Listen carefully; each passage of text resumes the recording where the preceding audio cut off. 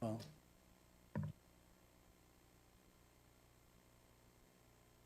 get started, we can go into closed session. I'd like to call the special council meeting to order. Madam Clerk, the roll call.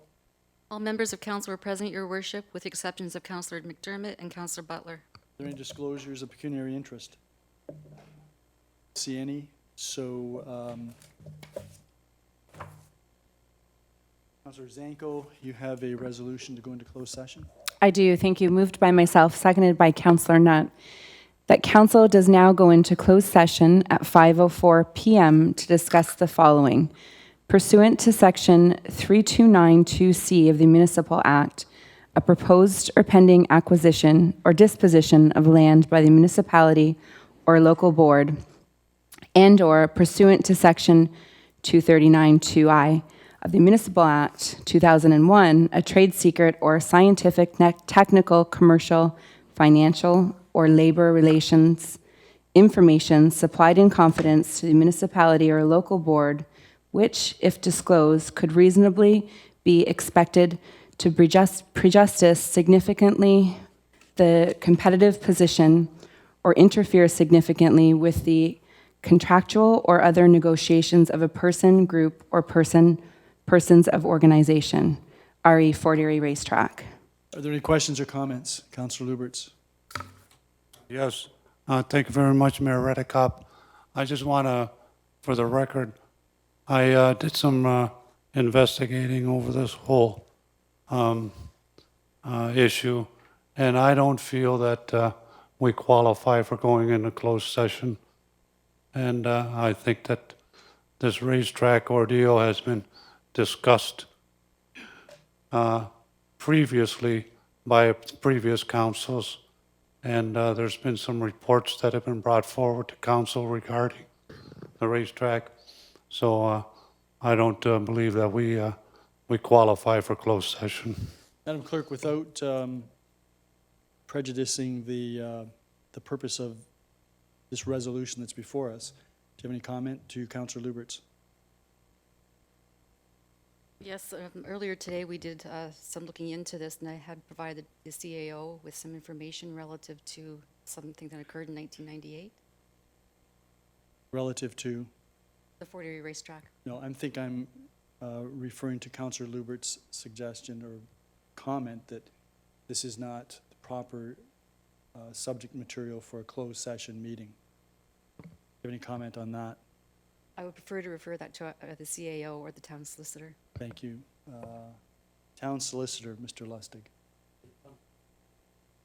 With all due respect to Councillor Lubers, I think that either or both of the two subsections that Councillor Zanko referred to in Section 239 are applicable in this case. I should point out, though, that the way that the Municipal Act is structured is that all meetings are to be open to the public except for the items that are listed under the exceptions in Section 239, one of which is the matter that's referred to in subsection C, the proposed acquisition of land, and the other in subsection I, which is commercial information, et cetera. So council can always decide that it doesn't want to go into camera if it has a pending or proposed acquisition. That's a decision for council to make. The bias in the act is open meetings of council. There's nothing to prevent the council, even in a matter such as the one that's going to be before the council, to hold the meeting publicly. But if it wishes to hold the meeting in camera, it's my opinion that this subject matter would fall under one or both of the exceptions that have been referred to. Councillor Luberts? Yes, thank you very much, Mayor Redekop. And the same with all due respect to Mr. Lustig. I've questioned closed session meetings before, and before this council, and I've been proven to be right. And I feel that I'm right again. And we can go into closed session, but I should let this council know and staff know that I will probably call the ombudsman and ask for their opinion. Is there anyone else that wishes to speak to the resolution on the floor? Councilor Pacero. Thank you, Your Worship. I concur with the advice and counsel from our solicitor. As a member of the previous council, I do not have any recollection that we have ever received reports specific to what we'll be discussing in closed session, so I'm fully in favor of proceeding in closed session at this time. Thank you. Anyone else? I'm going to call the question then with respect to the resolution to move into closed session. All those in favor? Opposed? Noted. That is carried. So we're going into closed session. As Councilor Pacero, you have the resolution in that regard. Thank you, Your Worship. Moved by myself, seconded by Councilor Zanko, that council does now rise and reconvene from closed session at 6:13 p.m. with reports, and that report is that staff are to proceed as directed. Are there any questions or comments with respect to the resolution? All those in favor? None opposed, that is carried. Special council meeting. Thank you, Your Worship. Moved by myself, seconded by Councilor Zanko, that council adjourns at 6:14 p.m. to reconvene into a regular meeting of council on July 16, 2018. All those in favor? Councilor in favor? None opposed, that is carried. So we're going to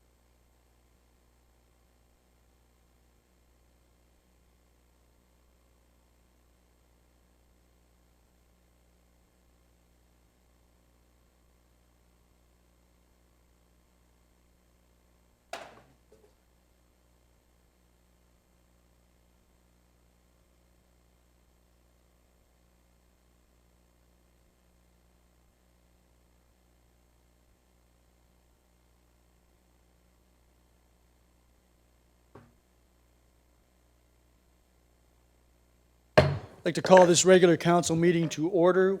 Would you all please rise for the invocation?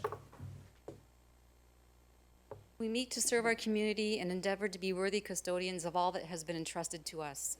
Let us be concerned only for what will promote good government.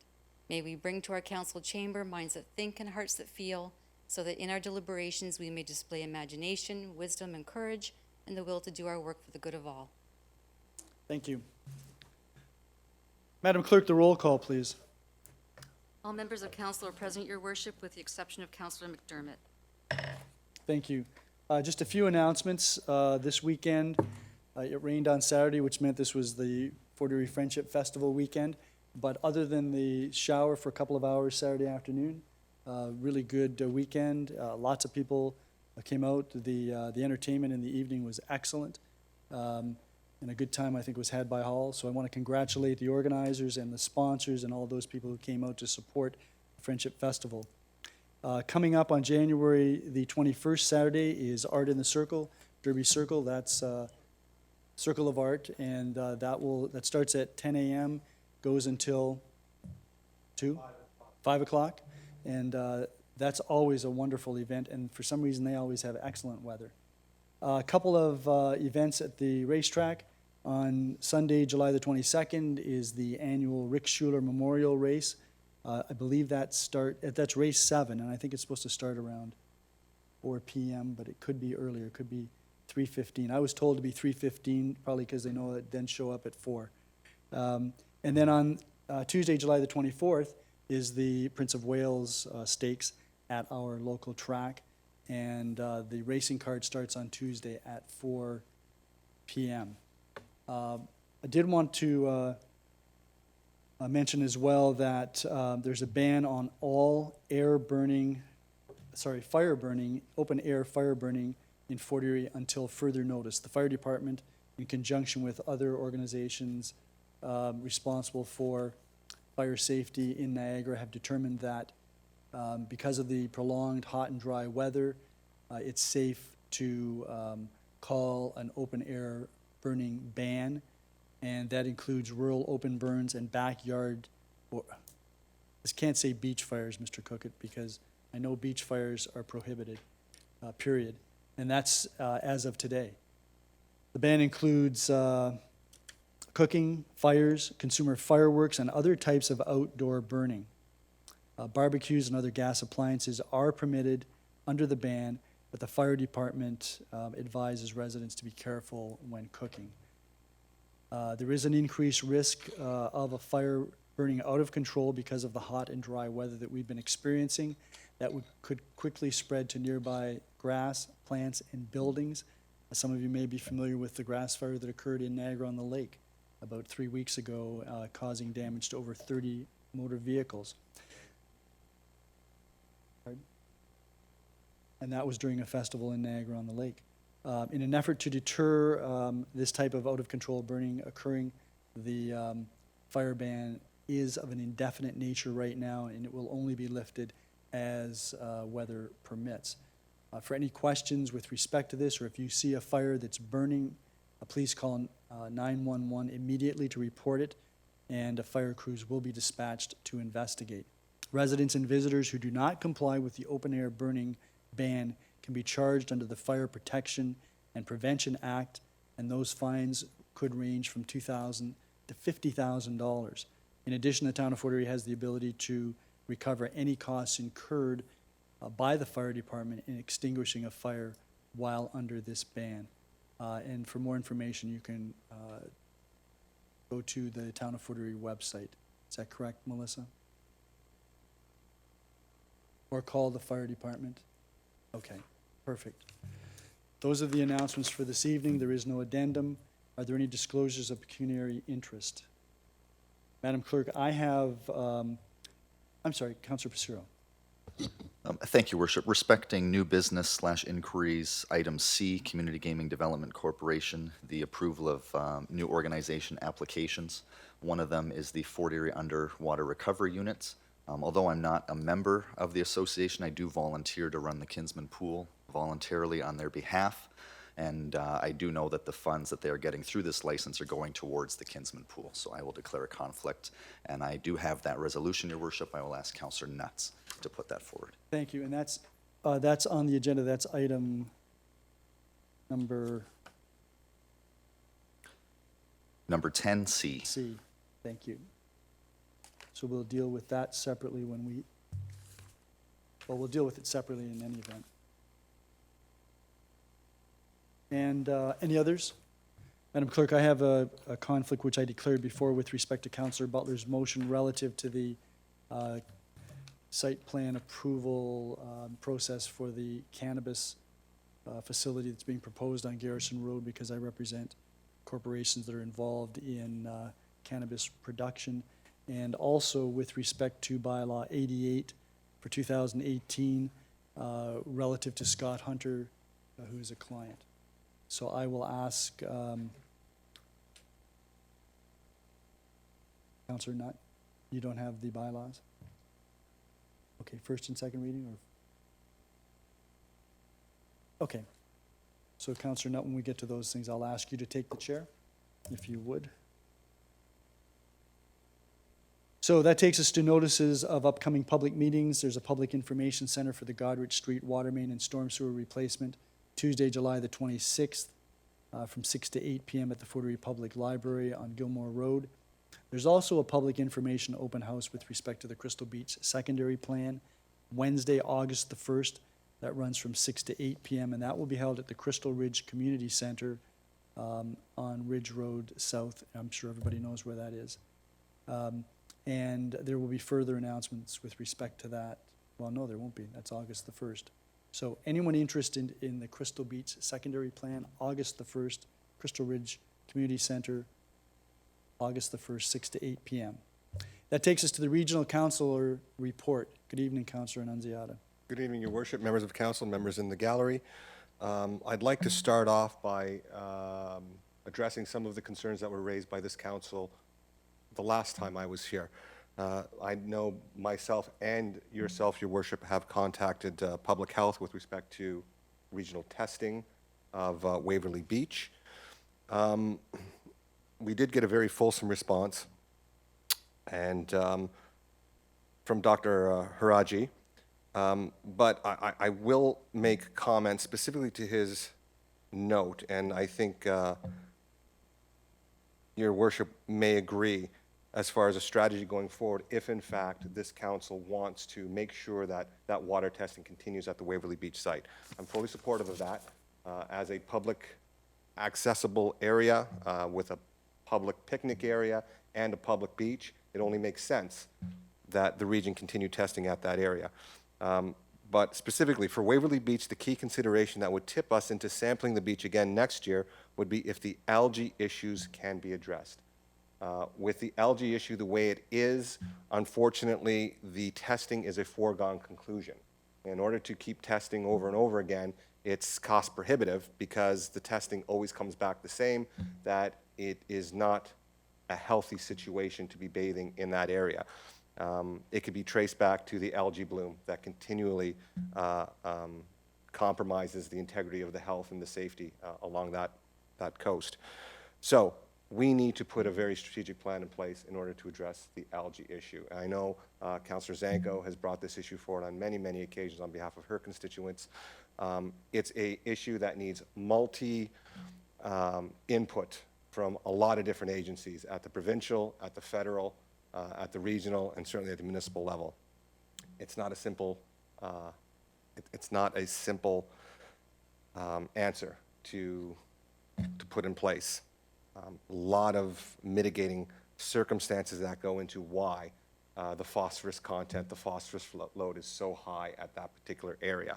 So we're all going to have to get together at some point, put together a very effective strategy, see what kind of dedicated resources we need to do our part as a municipality, as a region, hopefully partner with our provincial and our federal counterparts, and have some action at that particular area, at that particular concern. So I just wanted to bring that to the attention of this council, that the testing is a foregone conclusion, but I know myself, His Worship at Public Health, who sits on that committee, will be actively trying to convince the region to make sure that that area is reinstated for testing, and we'll do all we can to make sure that that is accommodated.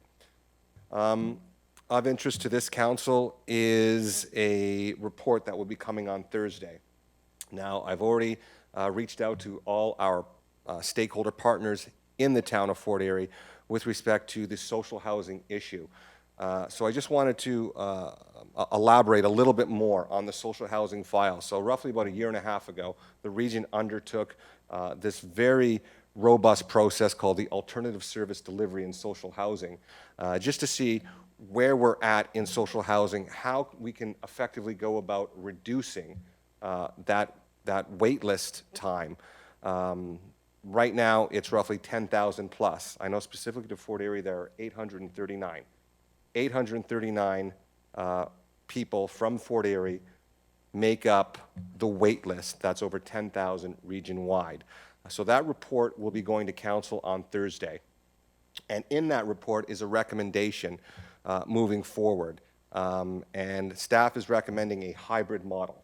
And the hybrid model specifically says that Niagara Regional Housing holds on to the capital assets and manages those capital assets, but it's the Niagara region that is going to manage the wait list, manage the programs, manage the resources in order to make sure that those wait lists come down. The one factor when it comes to wait list times is housing stock. So until we put shovels in the ground, until we actually start building affordable housing, social housing, those wait lists are going to be static. So that is the goal over the last year and a half with the alternative service delivery and social housing. That report is coming on Thursday. Council will have an opportunity to make comments. As I've said, I pass it on to our stakeholders in the town of Fort Erie to get their comments as well, just to see what they think of the new approach. And hopefully, this moves us into a whole other direction.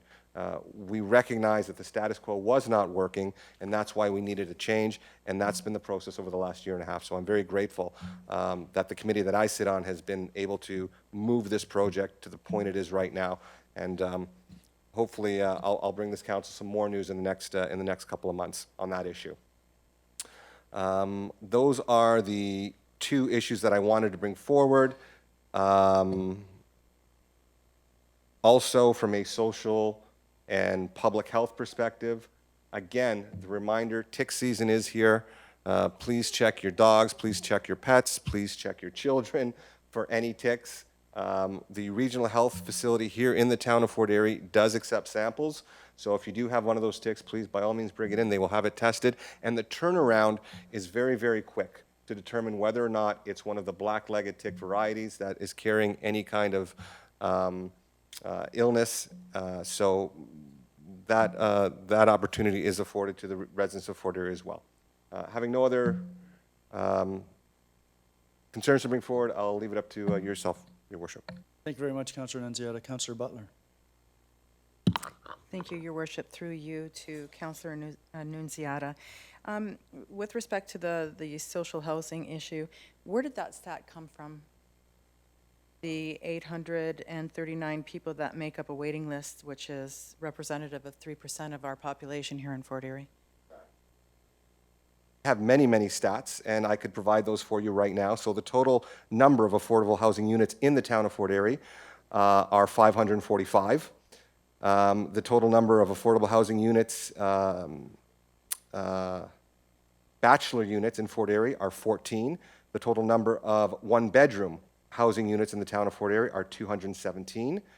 The total number of affordable housing two-bedroom units are 138, and the total number of affordable three-bedroom housing in the town of Fort Erie is 252.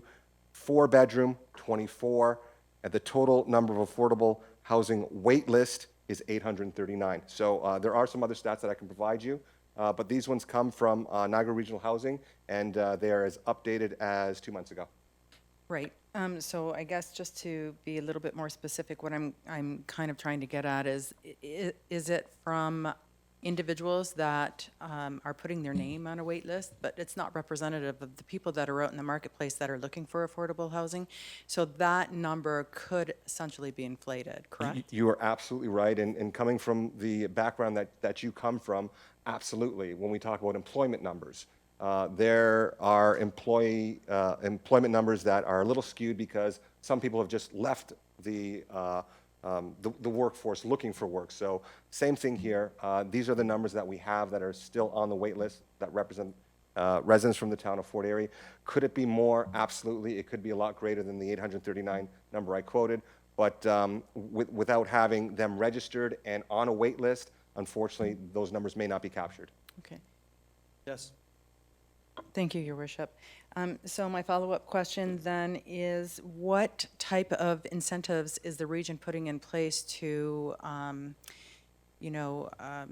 get homeowners who have multiple unit dwellings to be able to provide affordable housing in the marketplace right now? Because I notice that there's a trend where the rent is actually getting higher and higher in a marketplace that has been traditionally 800, 850, 1,000. It's now for one-bedroom apartments, 1,200, 1,300. So we are going in an upward swing where unemployment here in Fort Erie still exists to be slightly higher than the norm. So to answer your question, and that's why I was so grateful to be a part of this process that we've just undertaken over the last year and a half, is because I think there's a lot of misconceptions as far as the responsibilities that fall on the region and those that are administered through the Niagara Regional Housing. NRH is its own service provider and manager of social housing throughout the Niagara region. So the report actually breaks out a lot of the information that you're looking for, As far as what incentives the region is putting forward to induce or to encourage units to be utilized for social housing, that's a great question. I can't answer it right now, but again, those units and as far as who decides where the units are going, that's at the discretion of Niagara Regional Housing. They have their own separate board, their own separate committee, but I'll be more than happy to approach them and get those answers for you, Councillor. That would be wonderful. I know that there are some homeowners that have some buildings that are in desperate need of repair, to put it kindly. And I think that if there were some incentives from the region and from the marketplace, I believe that that would assist in creating some affordable housing in Fort Erie.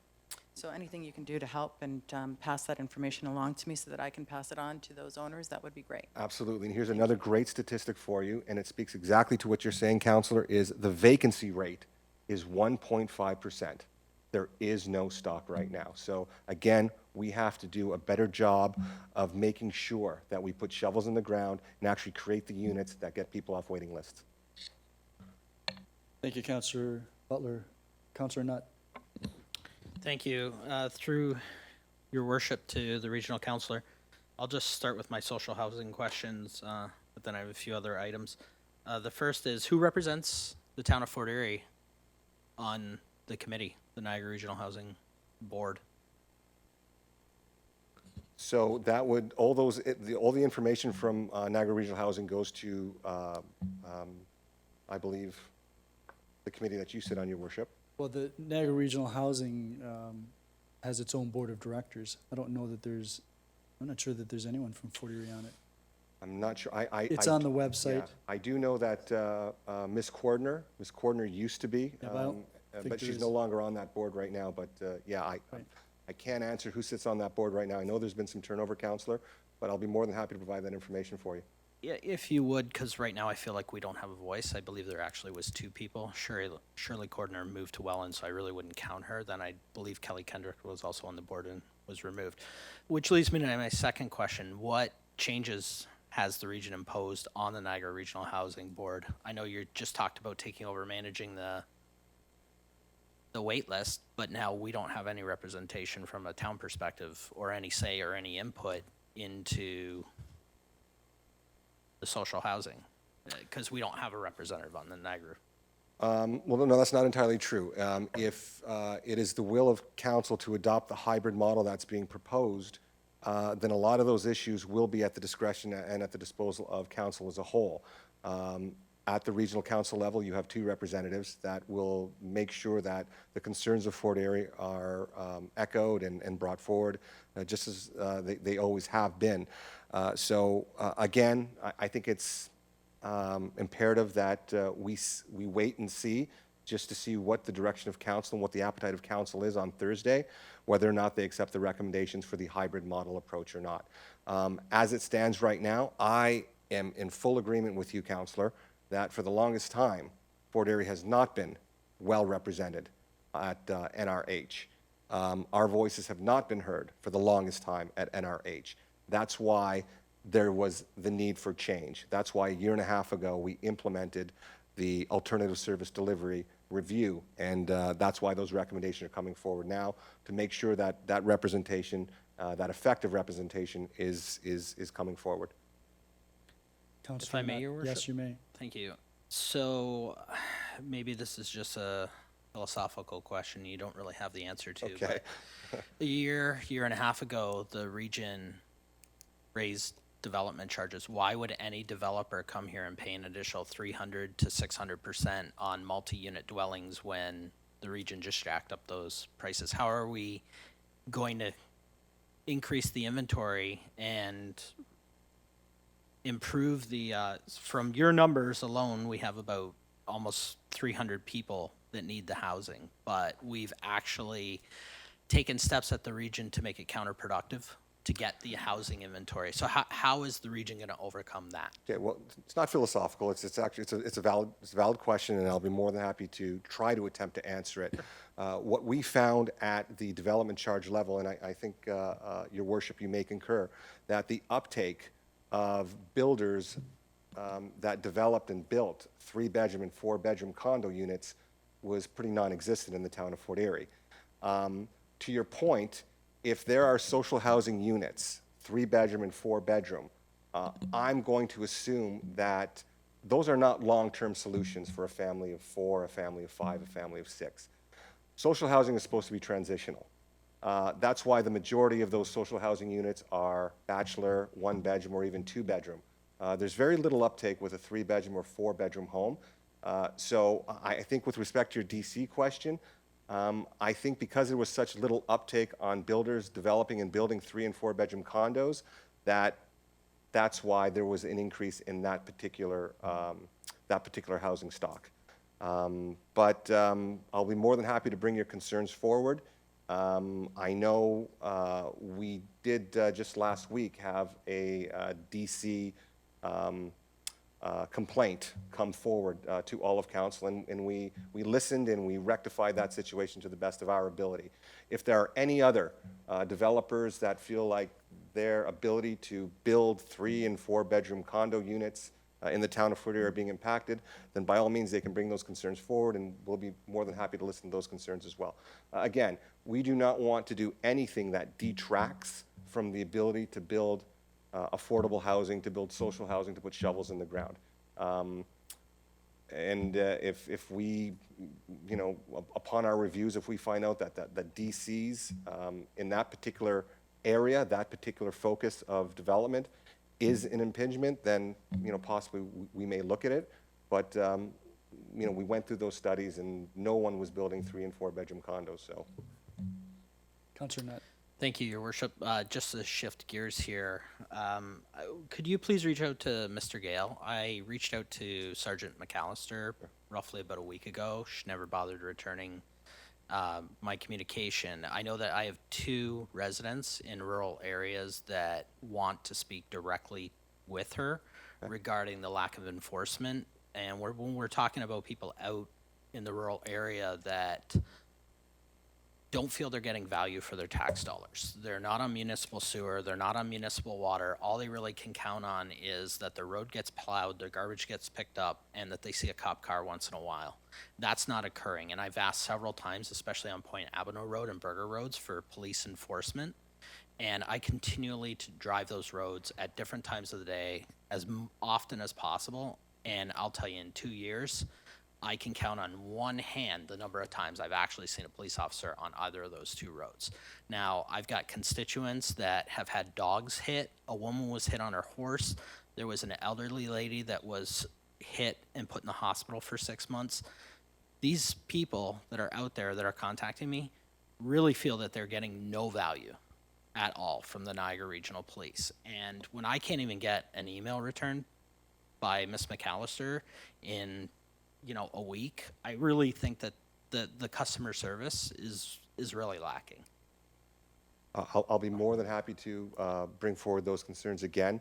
I know Staff Sergeant McAllister has always been very receptive to helping. I know she does attend Traffic Management Committee here at the town of Fort Erie, and she's very well apprised of some of the situations and some of the traffic calming issues that we need recognized here in the town of Fort Erie. So I'll be more than happy to bring those forward again, Councillor. And again, if those residents feel like their voices are not being heard, by all means, have them reach out to me directly. And I will pass on to not only the board chair, board member Gale, I will pass on to the Staff Sergeant, Kim McAllister, as well. The one resident, I can tell you the exact date. I, before council, had spoke to you about it on May 18th. And I had passed the information to you for email. That constituent called me twice in 30-day period and had not heard from them at all. And I know you passed along the information because you were good about copying me on it, but I don't know what to say. I mean, I'm getting calls from people and I say, we're asking them to contact you, and they're not being responsive. So, I mean, can we get a little bit of service in this community? Councillor Nunziata, I'll be seeing undoubtedly Councillor Gale tomorrow at Public Works. I will raise that with him as well. And I have reason to communicate with the staff sergeant. I'll communicate with her and ask her to get in touch with you. You've got the particulars. Yep, And I've sent it to her I shall.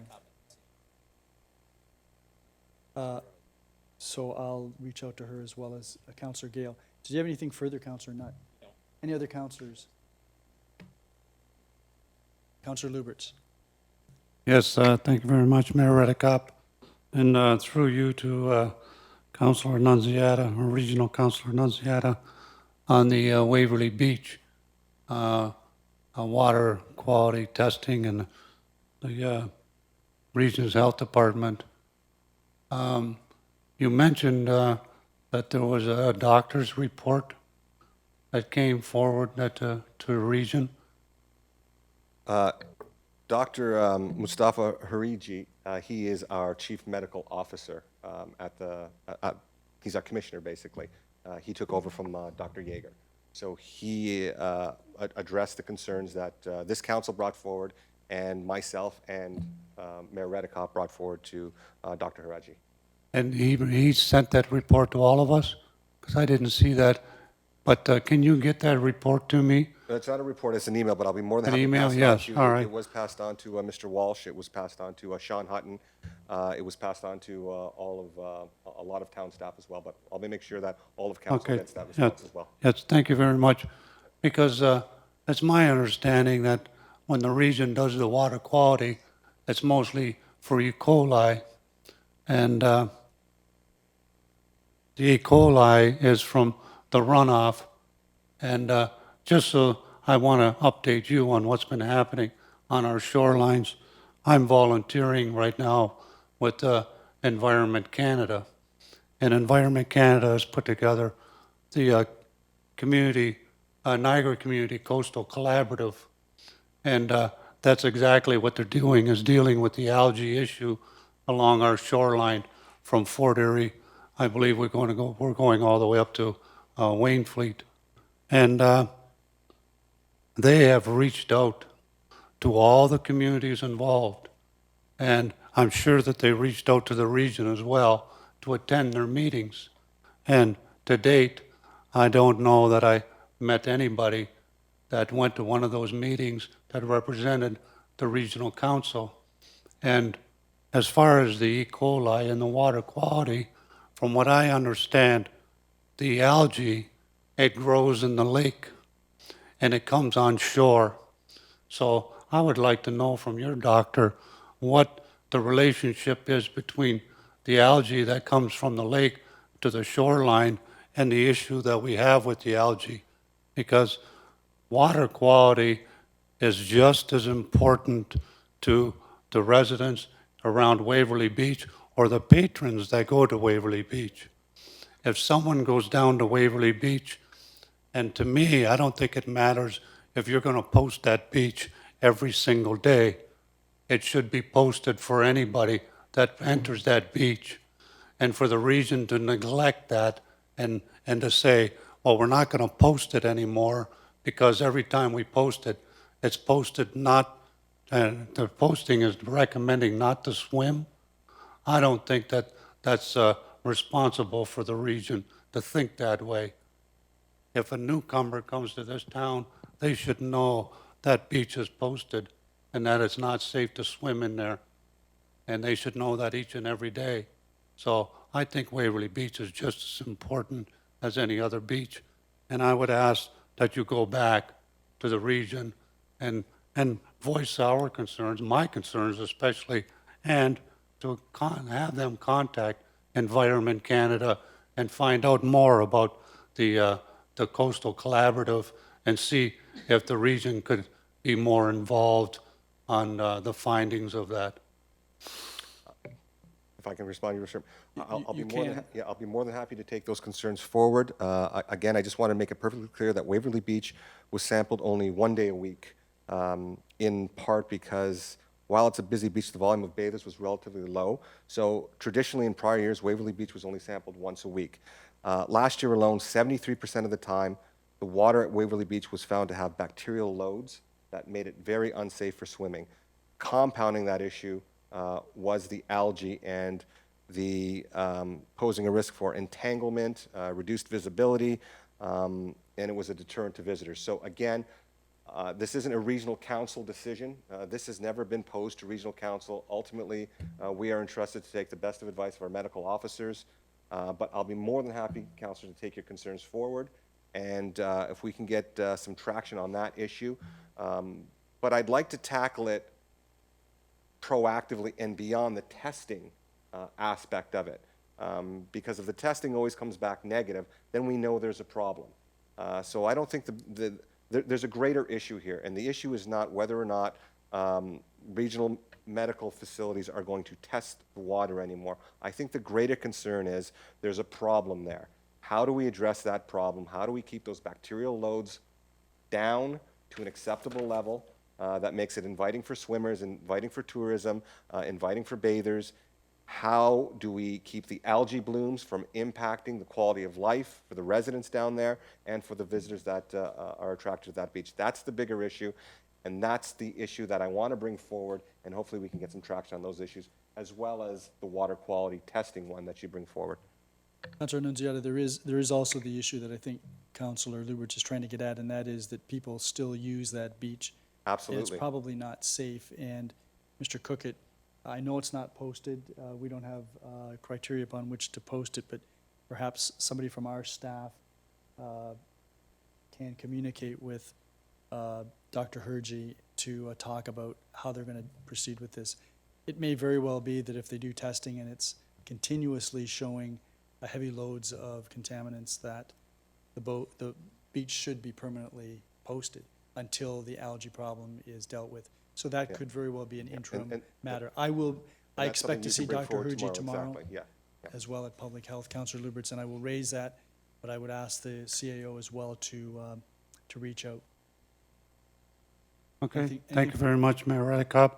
And if I can continue, Yes. just to follow up on your comments, if that's what's going to happen, I would encourage that you go to the region, or Councillor Nunziata go to the region, and encourage them to be involved with Environment Canada and the collaborative.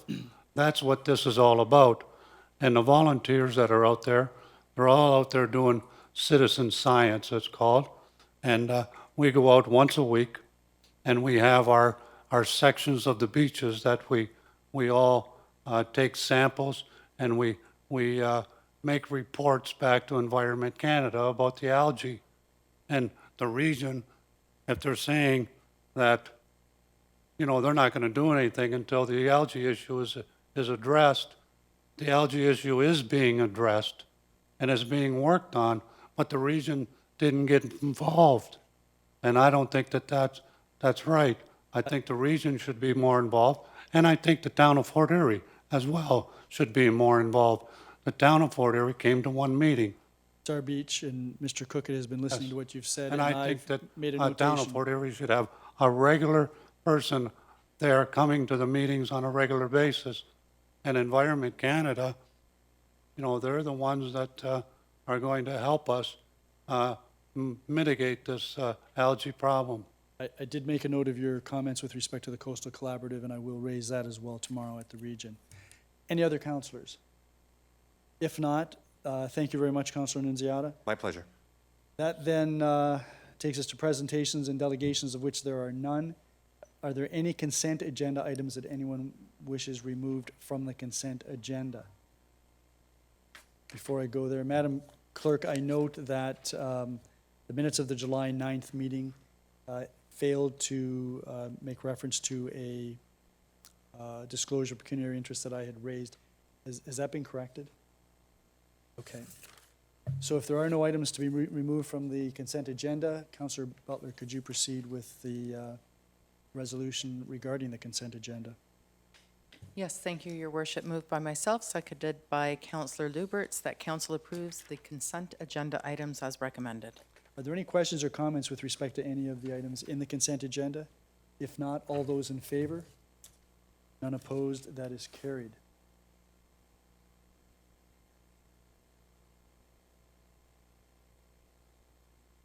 That then takes us to new business and inquiries, and Councillor Lubberts, you have the next resolution.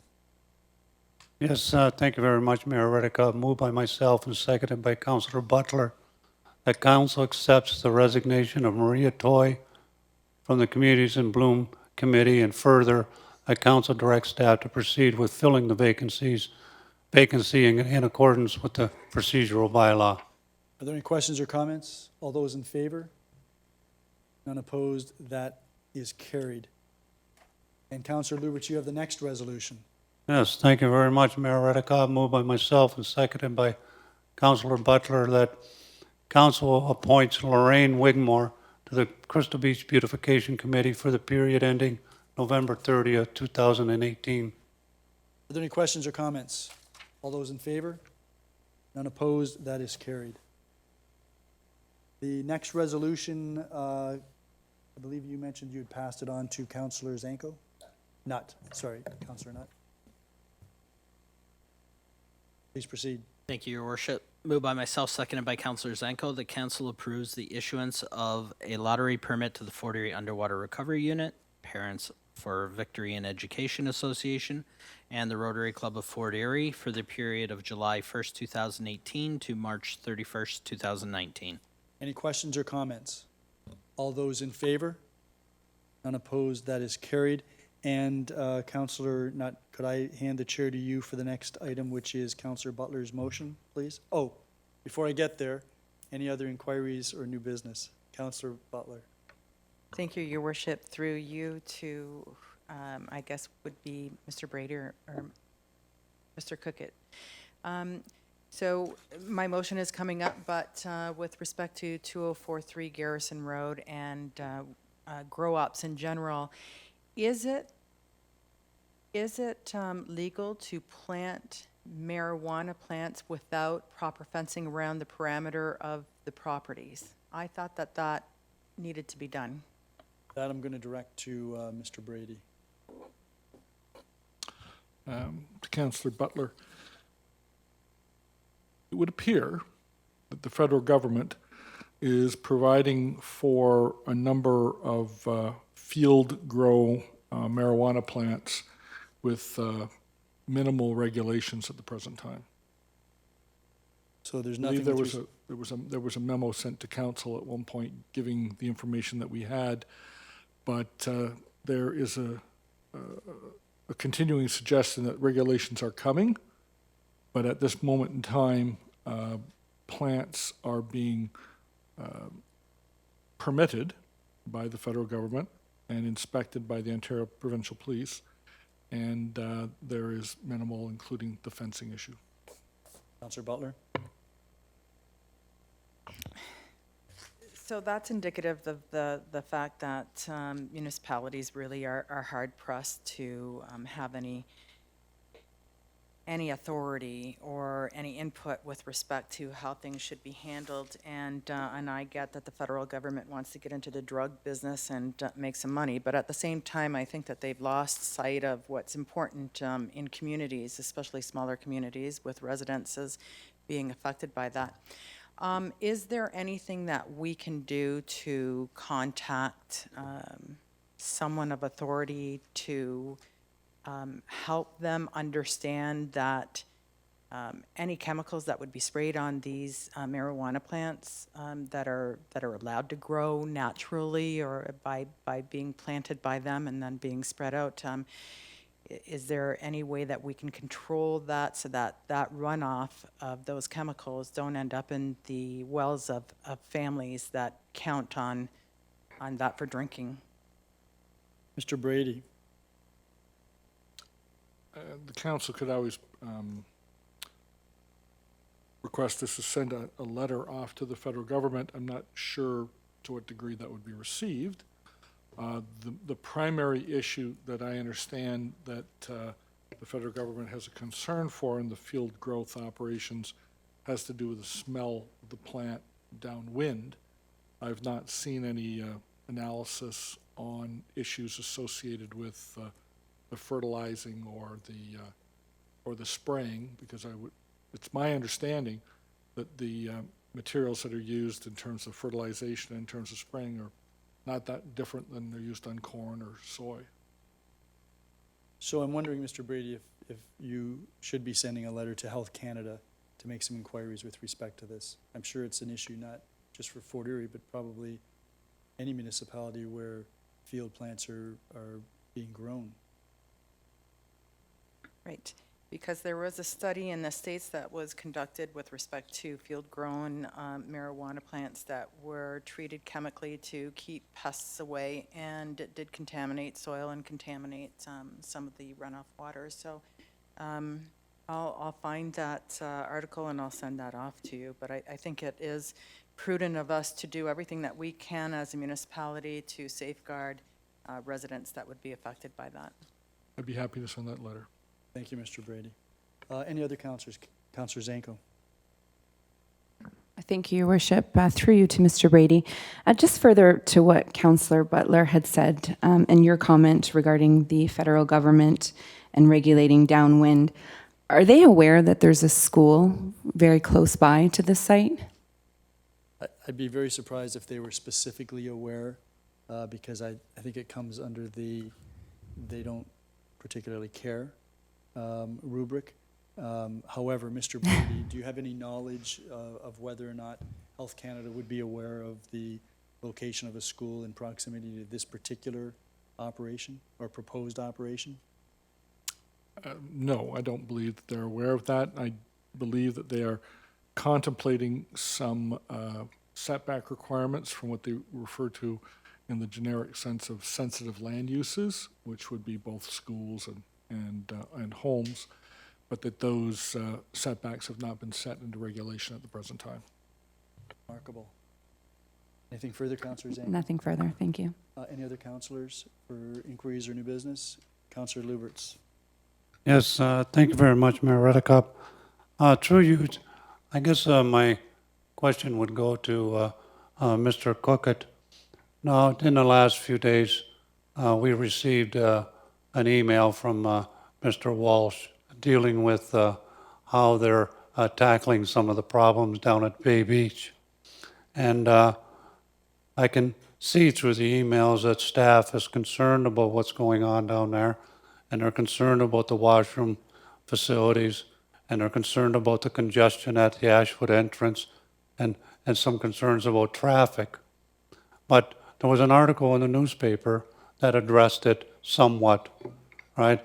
And now I'm hoping that somehow, maybe through a media release back to the newspaper, that we can bring forward some of the things that Mr. Walsh was talking about, just so that the residents know that staff is doing everything that they can do to try to alleviate these problems.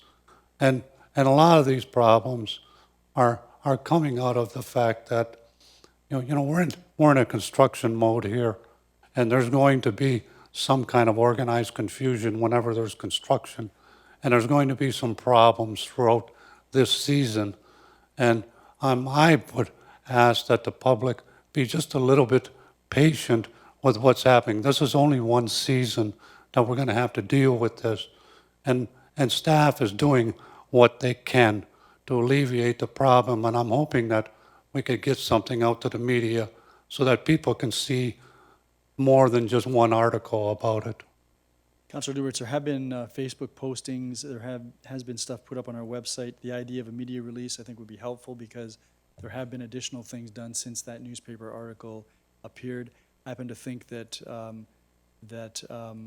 some of the complaints that the residents are raising, they shouldn't have to put up with. I don't care what the circumstances are at the beach. I don't think it's appropriate for people to be urinating on people's yards beside their cars. There's a whole bunch of things that I don't think are appropriate.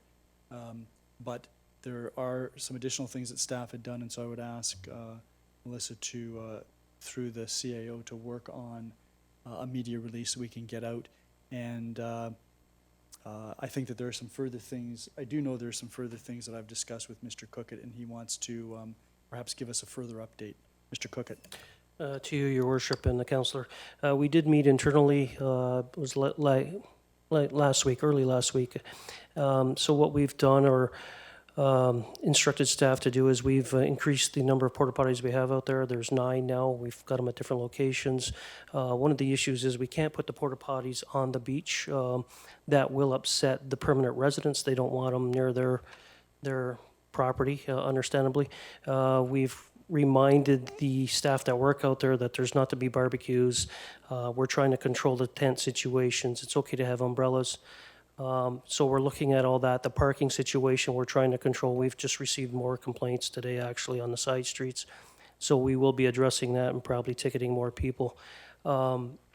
Mr. Walsh was on the radio last week on 610, and he did provide an update to those listening, but we will provide additional information through social media, and I'll reach out to the local reporters and get a story.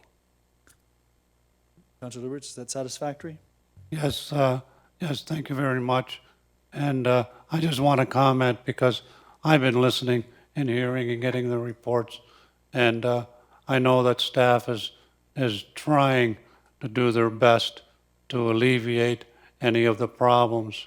And so I'm just asking the residents again, we just need to be a little patient for this year, and then next year, well, I'm more than confident that things will improve and we'll have a more enjoyable beach. But I also want to let everyone know that's listening and let the residents know that I have spoken with our CAO, and I've spoken with Mr. Walsh. And over the winter months, we're going to talk and have some meetings, and I hope that the rest of council is included with this, that we're going to start setting some policies about what we can do and down at the beach, and set some rules and regulations on how we're going to run the beach. Because over the past few years, and I think a lot of residents will agree, it's been a free-for-all for some of the people, especially the drinking and the alcohol issues. So this winter, I think that will be the next step. The first step was to get the park built. We're at that stage. Now we move to the next stage to take control of our beach. Thank you. That's what the plan is, Councillor Lubberts. Is there anyone else that has any inquiries or new business? If not, then we'll go to Councillor Butler's motion, and I would ask Councillor Nutt if you would take the chair, please. Yes, Your Worship. Thank you. Councillor Butler, can you go ahead with your motion? Thank you, Mr. Chair. Moved by myself and seconded by Councillor Lubberts regarding reinstatement of site plan approval for marijuana grow-op at 2043 Garrison Road, that council directs the site plan approval for the marijuana grow-op site at 2043 Garrison Road to be reinstated to council. Thank you, Councillor Butler. That resolution is on the floor for comment. Do you wish to speak to it? I do, thank you. Go ahead. I've spoken often with respect to this particular our parcel and the reasons why it is important to bring the site plan approval back to council so that we can make sure that going forward, this organization meets the requirements and then some in order to protect the residents that are surrounding the boundaries in terms of possible contamination of their drinking water, and also the odors that will emanate from that as well. Having said that, I have spoken to one of their representatives, not of the organization, but of Paul Boers, which is the organization that has been hired to develop the property for greenhouses. And we had quite a lengthy discussion with respect to monitoring air control and the setup. So I have asked him to ask the owner to come forward with that information. I have yet to receive it. Thank you, Councillor Butler. We'll go to Councillor Zenko, then Councillor Passero. Thank you. I just wanted to commend Councillor Butler for bringing this forward. I think it's very important that the town of Fort Erie monitor this. I'm still floored with the location being so close to GFES and all of the students that could potentially be affected if the measures that need to be placed are not placed correctly. So I will be supporting your motion, and I wanted to thank you for bringing this forward. Thank you, Counselor Zenko. Counselor Passero?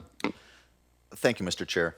I have full confidence in staff's ability when they review the site plans, and traditionally, most of them are straightforward, and it's really just the nuts and bolts that we really don't need to be consumed with here at council. But I think in situations like this, it is the perfect opportunity, and it also shines a light on it because now it becomes a part of the public process and record, because it will come to council, will give residents the opportunity to see the information, come forward and comment to us on that information, which does not happen with the majority of site plans, which are mundane. So I also applaud Councilor Butler's efforts in bringing this forward and look forward to making sure that we do our best to mitigate any of your constituents' concerns. Thank you, Mr. Chair. Thank you, Counselor Passero. Counselor Luberts? Yes, thank you very much, Mr. Chair.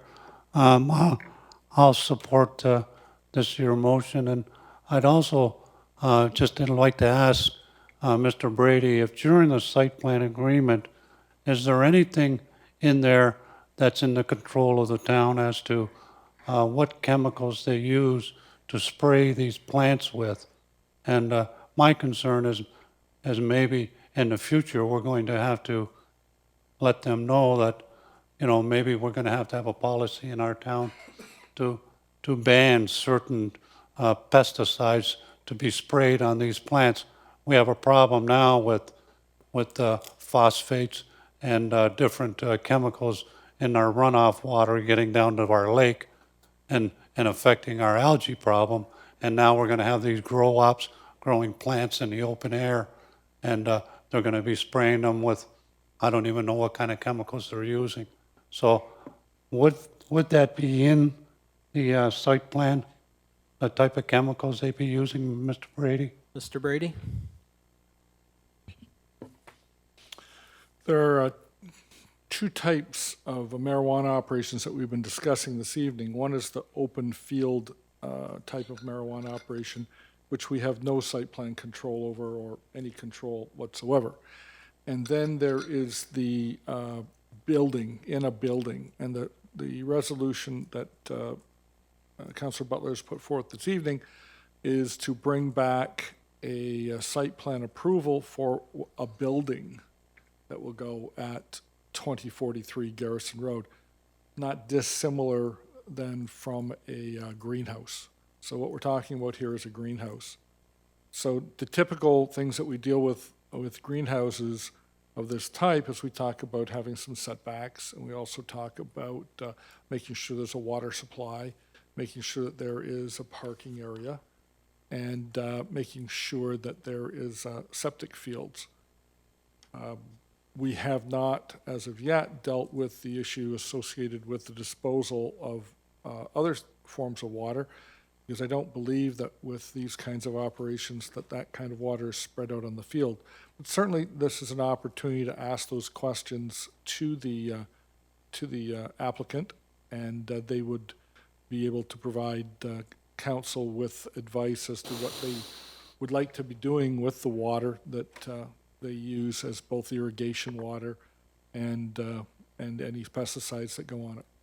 Okay, thank you. Thank you very much. Thank you, Mr. Chair. Thank you. Are there any other comments or questions? Seeing none, I'll call the question. All those in favor? That carries, and I will pass the chair back to his worship. Thank you, Councilor Nutt.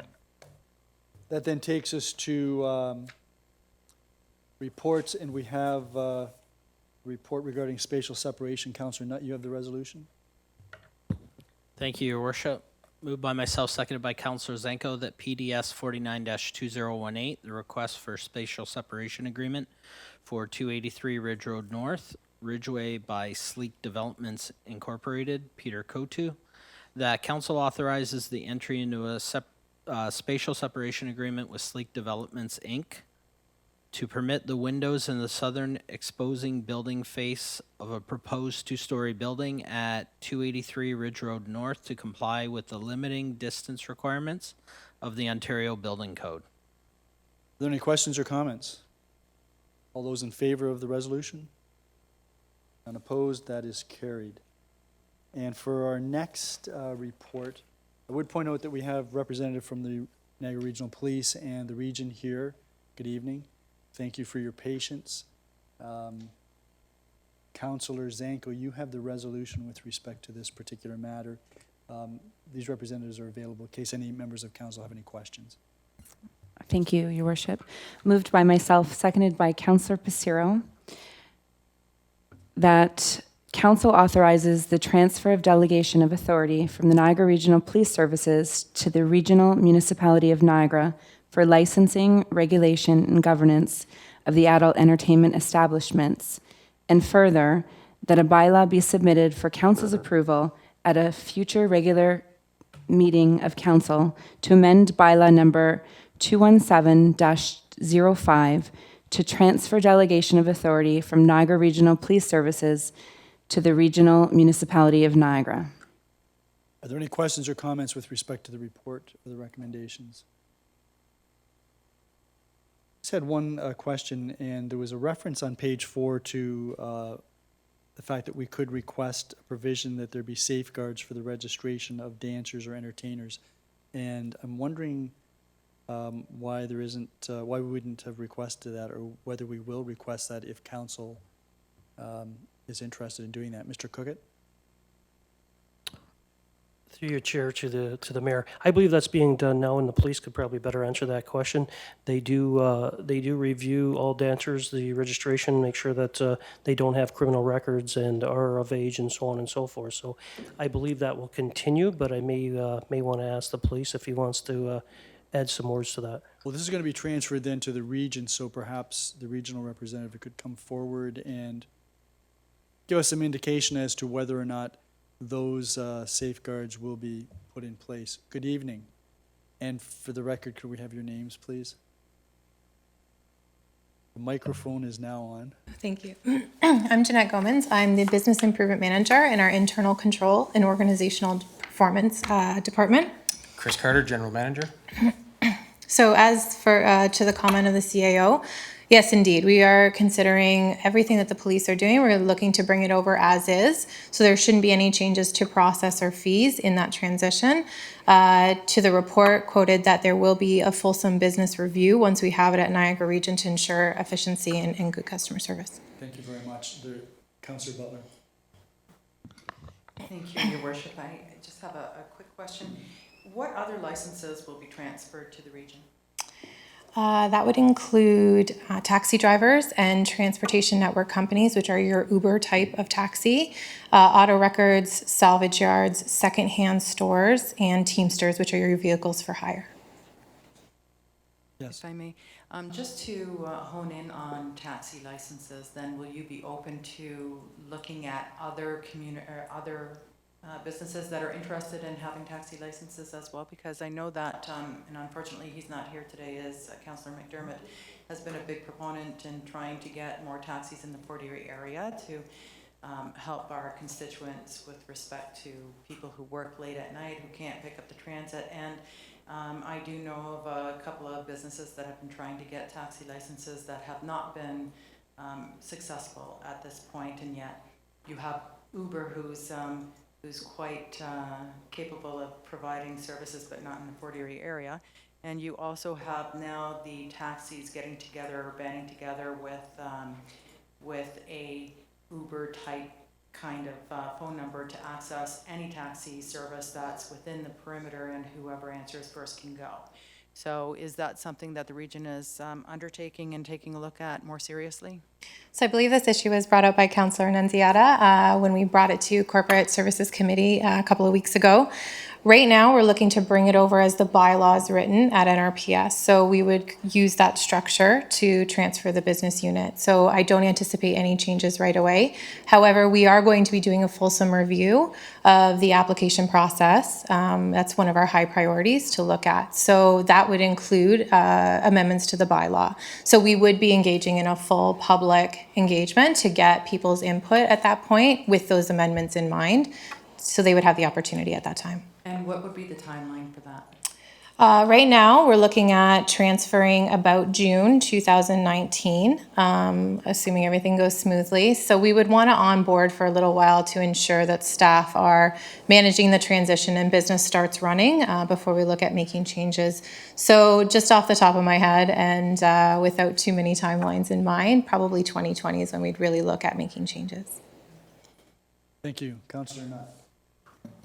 Thank you, Your Worship. With this workload being transferred to the region from the NRPS, what efficiencies are the Niagara Regional Police hoping to gain by this? Does it mean more officers? Like, are the headcount funds going to be reallocated to frontline officers, or is this simply a transfer of the workload? Is there a reduction in staff that's occurring? Can somebody? So I shed some can light on start this? answering that question, and I'll let Mr. Ash jump in if he. Yeah, why don't we get the regional police representative to Certainly. speak to that, because he would probably have more understanding of the implications for the financial outcomes. Good evening, if we have your name, sir, for the record. Good evening. I am Superintendent Brian Ash. Thank you. To answer that question, that hasn't been completely sorted out. However, by transferring those responsibilities, that would actually end up being a reduction in personnel. However, currently, we're reviewing our service delivery in all areas, and it could lend to efficiencies in other areas as it transitions. But as the state of the service as it is right now, it would actually be a reduction. Now, that doesn't mean anybody would be leaving the service, but it may result in not hiring in particular circumstances, whether it be officers or civilians, as the transition takes place. Councillor Nutt? Thank you. Welcome to council, Mr. Ashton. Thank you. I wish it was under better circumstances earlier. The operational efficiencies, obviously, with the transfer of the workload, you're talking about it'd be a reduction in headcount. So are those services currently being conducted by police officers, or are they being conducted by administrative staff? Both. Both? Yes. Okay. And so I guess you need time to sort out what the ROI is going to be on this transfer to find out. And really, I mean, I'd really strongly encourage if we could get more frontline officers. I know that would help the smaller communities within the Niagara region. And thank you very much for your time. Yeah, that is part of our study right now, as it is.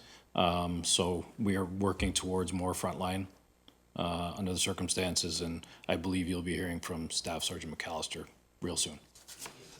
I have a feeling that that's probably true. Are there any other questions, Councillor Luberts? Yes, thank you very much, Mayor Redekop, and thank you very much for your presentations. But my question is, if you're transferring the licensing to the Niagara region, and there obviously, along with that license, there must be rules and regulations that go with that. And who enforces the rules and regulations? Is that going to be by law from the region? Yes, so we will be we'll be using an FTE model similar to the NRPS right now, transitioning it much what it looks like. So we're looking at 3 to 4 bylaw enforcement officers that we would be hiring at the Niagara region to do that enforcement. And I was in the bar business for years, and I understand a little bit about what goes on in adult entertainment establishments. And my concern is, are you worried at all about how much they're going to, I would say, respect a bylaw officer over a police officer? Is there any concern about that when it comes to enforcing the rules in a? So we're certainly not naive to the fact that there are challenges with some of the license types, and that's why we've been in close partnership with NRPS in the transition. So really understanding what their standard operating procedures are now, using their expertise to inform the development of our own standard operating procedures. And like I said earlier, we're not going to change what we don't need to change in bringing it over so that change management is more successful. As far as any criminality that might occur, if our bylaw officers are concerned about safety, about their own safety, about public safety, or about any nefarious activity that they may see when they're in a certain type of environment, we would be in communication with NRPS through a process that we would make sure is clear to staff up front to ensure that those things get reported. And then that's the point where NRPS would take over in their role in enforcing the criminal piece of it. That's, well, thank you very much. And just if that's the case, I would hope that when you're going through this transition, that's one of the things that the Niagara Regional Police understands, that, you know, when it comes to problems in these areas, in different areas, that they're not going to neglect the fact that their strong arm is still going to be needed in certain areas. So let's not lose touch of that. Certainly. Thank you. Thank you. Are there any other counselors? Thank you very much for coming out Thank you. this evening. It's been very helpful to have that additional information. Thank you. Thank you. So if there are there any further questions or comments with respect to the report itself? If not, I will call the question. All those in favor of the recommendations? None opposed, that is carried. That takes us to notices of motion. Are there any notices of motion proposed? Counselor Nutt. Thank you, Your Worship. I'll ask for everyone's indulgence as I have 2 notices of motion Sure. this evening. The first notice of motion is something that I think maybe hindsight's 20/20, and looking back, I think probably we could have gotten a little more detailed in our strategic plan. I think we overlooked this. So for consideration of the next council, in discussions with Councillor Butler and Councillor McDermott, that we asked that there be a rural road infrastructure plan specific to rural roads addressing people who don't have the benefit and are somewhat disadvantaged by not having municipal water, municipal sewer, street lights, sidewalks, things like that. So my motion would read, whereas the town of Fort Erie has a significant number of rural roads, and whereas the province of Ontario requires the town of Fort Erie to develop an asset management plan to address long-term funding for renewal of existing infrastructure, and whereas the residents living in the rural areas have voiced concern over the condition of these roads and therefore the need for repairs, which are significant, and whereas the council of the town of Fort Erie recognizes the need to address these infrastructure issues in a timely manner, now therefore it be resolved that council requests that a separate rural road strategy be given consideration as part of the next council's strategic plan, and further that the council directs staff to investigate alternatives, other strategies, and develop a communication plan to residents for consideration as part of the next council's strategic plan. And that will be at the next regular council meeting in August. Correct, and I'll give my notes to the clerk. Yep, thank you. And your second notice? My second notice is for a change of speed limit on Point Avenue Road. And I know I've brought this up in the past. There was a petition. I had gone Saturday and spent the better part of my Saturday visiting with several residents on the road who are extremely concerned. I was shown a video where people were what appeared to be street racing. Counselor Nutt, you have to get to the Sorry. notice of motion. Okay, You can I'll give get us that this. background Sure. next month. Okay, I'll give it to you on the next one. Changes to Point Avenue Road speed limit. Whereas the speed limit on Point Avenue Road north of Dominion Road, the speed limit on Point Avenue Road north from the Garrison to Netherby Road is currently 80 kilometers per hour, and whereas the local farmers and residents use this road heavily for their farm equipment, walking, bicycling, riding horses, and whereas the residents of Point Avenue Road have requested a reduction in the speed limit due to the danger inherent with the current speed limit, and whereas the council of the town of Fort Erie recognizes the need to reduce the speed limit on Point Avenue Road, now therefore be it resolved that the council directs the speed limit on Point Avenue Road from Garrison Road to Netherby Road to be reduced to from 80 kilometers to 70 kilometers, and further that council directs town staff to install a 3-way stop at the corner of Bowen Road and Point Avenue Road, and further that council directs that the speed limit signs be changed accordingly, and further that council directs staff to submit a bylaw to council to amend traffic bylaw number 2000-89 as amended to implement the foregoing. Thank you very much, Counselor Nutt. Did you say a 3-way stop at Point Avenue and Netherby Road? Point Avenue and Bowen Road. I'm sorry, Bowen. Yep, there's a bridge there, there's heavy vegetation, it's a dangerous corner. Very familiar with the road. Okay, are there any other notices of motion? Madam Clerk, I'm going to bring forth a notice of motion that this council request that the Premier present a government bill with respect to the rite of passage along the north shore of Lake Erie, and I will give you the wording when we get closer to next month. So that would be for the August, which meeting is that these notices of motion will come forward? August 27th. Thank you.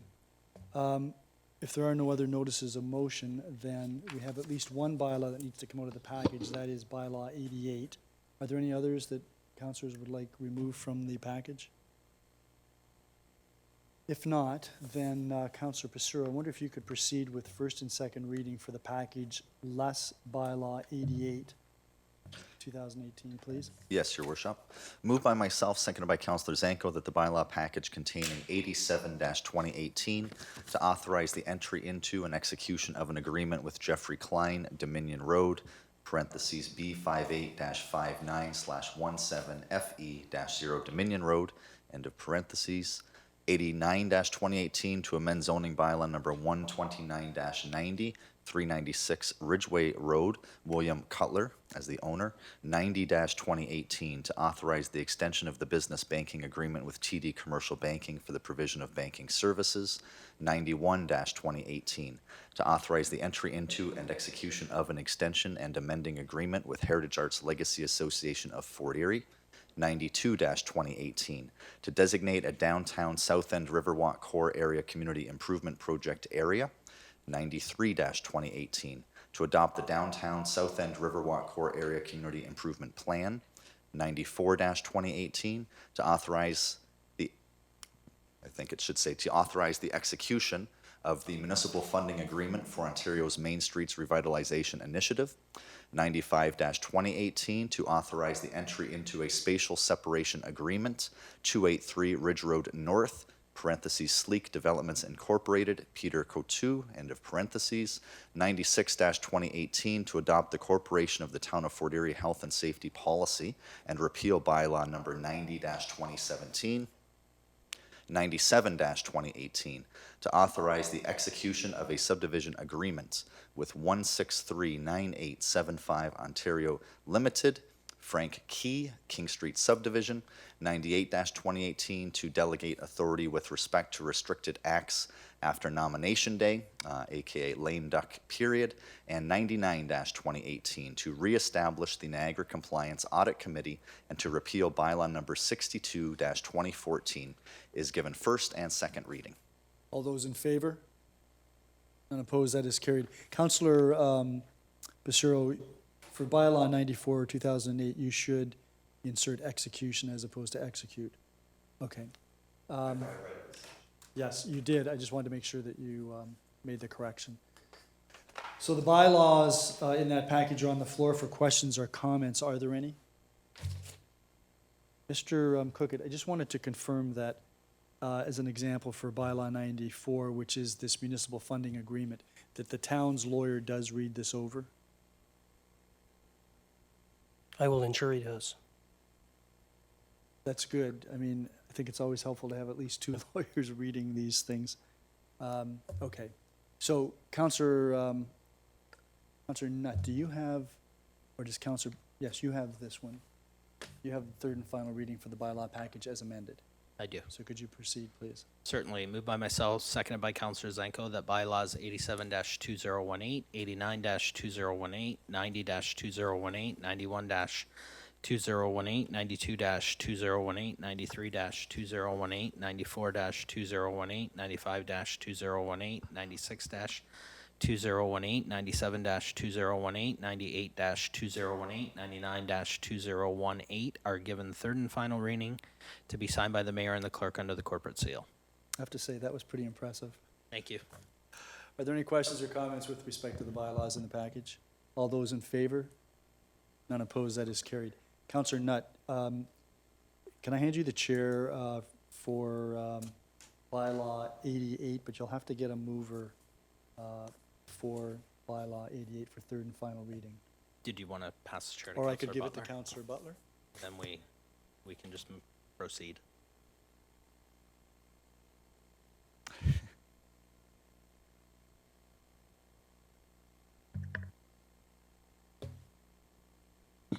Thank you, Your Worship. Councillor Pasiro, I believe that you have first and second reading. Yes, Madam Chair. Moved by myself, seconded by Councillor Zanko, that that bylaw 88-2018 to amend zoning bylaw number 129-90, 1201 Ridge Road North, Scott Hunter as the owner, is given first and second reading. That report is now on the floor. Would anybody like to comment or have any questions with respect to that? Seeing none, call the question. All those in favor? That motion is moved. Councillor Nutt, you have the third and final reading. Yes, Madam Chair, thank you very much. Moved by myself, seconded by Councillor Zanko, that bylaw number 88-2018 are given third and final reading to be signed by the mayor and the clerk under the corporate seal. Thank you. Does any member of council have any questions or comments? Seeing none, I'll call the question. All those in favor? That motion is moved. May I have the chair back? Thank you. That then takes us to the next resolution, which relates to the confirmatory bylaw. And Councillor Butler, I believe you have that resolution for first and second reading. I do. Thank you, Your Worship. Moved by myself, seconded by Councillor Luberts, that bylaw number 100-2018 to confirm the actions of council at its special and regular council meetings held on July 16th, 2018 is given first and second reading. All those in favor? None opposed, that is carried. Councillor Zanko, you have third and final reading for the confirmatory bylaw.